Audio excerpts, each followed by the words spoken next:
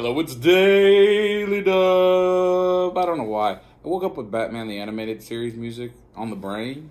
I don't know why. It's about a little bit after 6, and I haven't watched any Batman the Animated Series in, I don't know, since last year, since early last year. I've pretty much been doing a binge rewatch on Being the Elite on YouTube because I don't know why. I guess since the All Elite announcement. And I like Kenny Omega. Marty Skrull, I like him.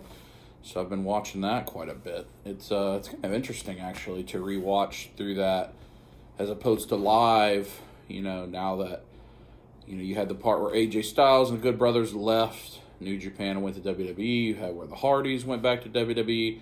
I'm coming up on the part where Adam Cole's about to leave and go to WWE. So just hindsight, it makes it kind of interesting to watch.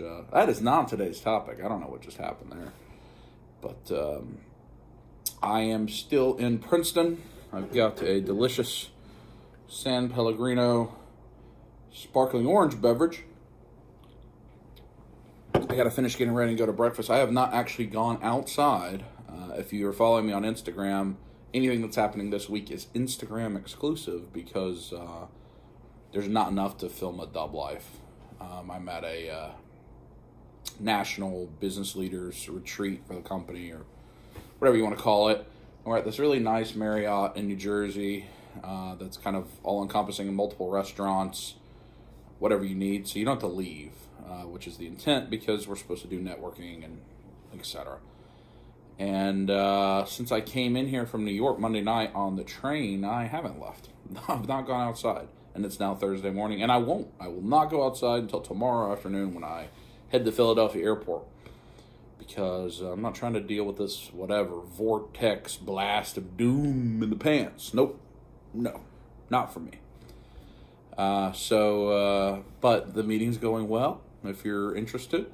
Myself and one of my peers actually presented yesterday, the very first part of the formal meeting, right after our CEO, and it went very well.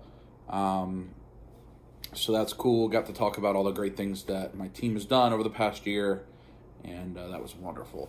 And then last night we had a networking event, dinner, and open bar, all that kind of stuff, and we played like Jeopardy and Family Feud, which I could do without, but your boy won.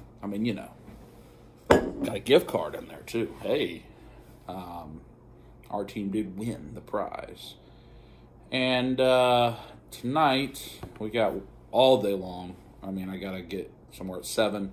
And then we are busy with the formal meeting until 6:30.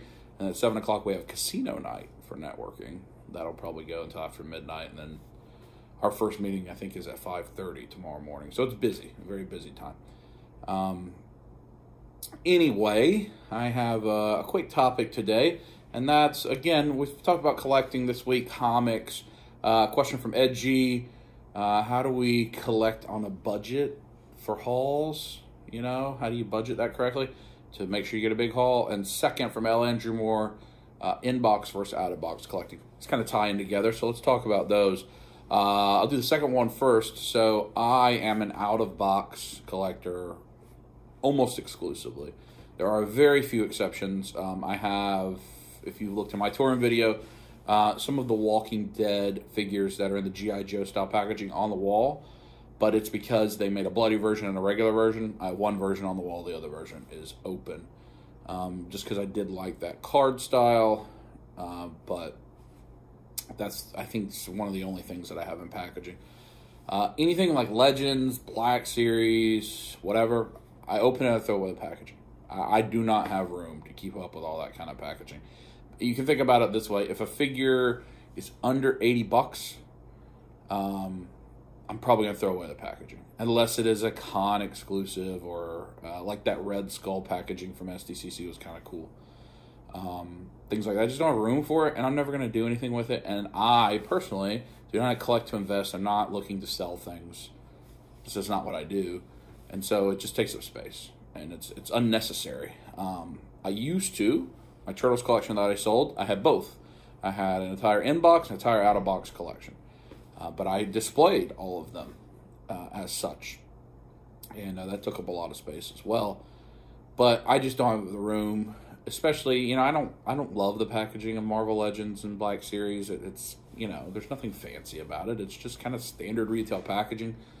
I save the packaging for Mezco, obviously Hot Toys. Both of those is because it's the best way to keep up with the stuff. Most figure arts I do not save the packaging, only like the ones that come with a shipper, basically the Tamashii Web, because then it's easy to kind of stack them up and keep them. I put their parts with their instructions in a bag, so it's easy to get in and out. Figma stuff I don't save, Mayfex stuff I don't save. I just don't. It's not, you know, again, kind of talk about the other side. I don't collect for a profit. I invest in the stock market. That's where my investment monies go. I think I've talked about this already. My collection money is discretionary money. It's no different than buying a drink and drinking it. I just have something at the end of it. You know, I don't do a lot of other vice, quote-unquote, type things where people burn their money, you know, whether it's cigarettes or alcohol or tobacco or drugs or the brothel. I don't know. I don't do a lot of that. So that's where my vice money goes. And, you know, again, I've tried to think of this. Other than when I sold my whole collection of turtles to pay for my master's degree, I don't think I've ever sold a figure. I can't recall doing that. I've given plenty away, traded, but I don't think I've ever sold one. And I don't know that that's going to change. I've got a pile of stuff right now that I could trade, I could use in a giveaway, or I don't know what I'm going to use it for, but it's just the way it is for me. So I have no issues with inbox collectors. I have no issues with people who want to collect to invest. I think there's a lack of wisdom there. Certainly, if you're doing the short-sighted flipper thing, you know, buying a Mezco exclusive and trying to sell it the same month, I get it. I just $30 you make after fees on that isn't worth the time to me. And I appreciate certain inbox collectors. Where I don't understand, I mean, I've seen folks that are Hot Toys collectors inbox and then Hot Toys in a shipper box collecting. I mean, that's a many $1,000s pile of cardboard. You can't even see the art. So I don't know. I mean, I don't know. I just think there's better to buy real estate. You know, something.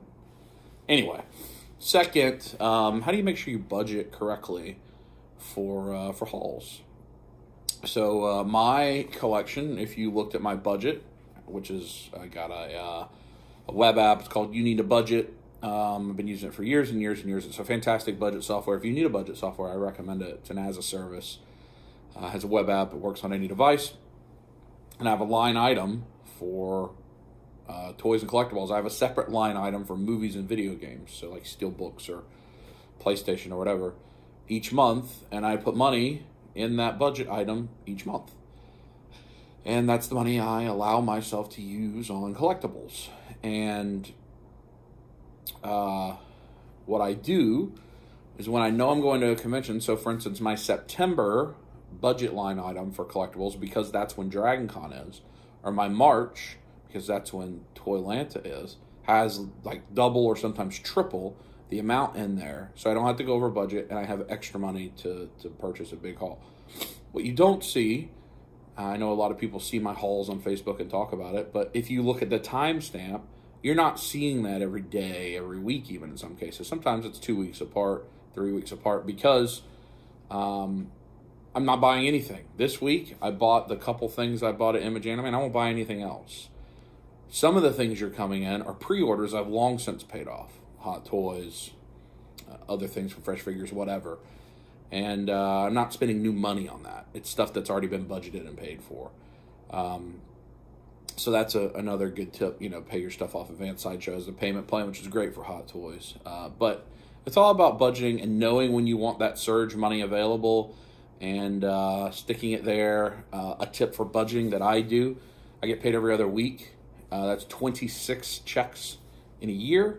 However, I budget based on 24. I use the mindset of, I'm going to get 2 checks a month. There's 12 months in a year. There's 24.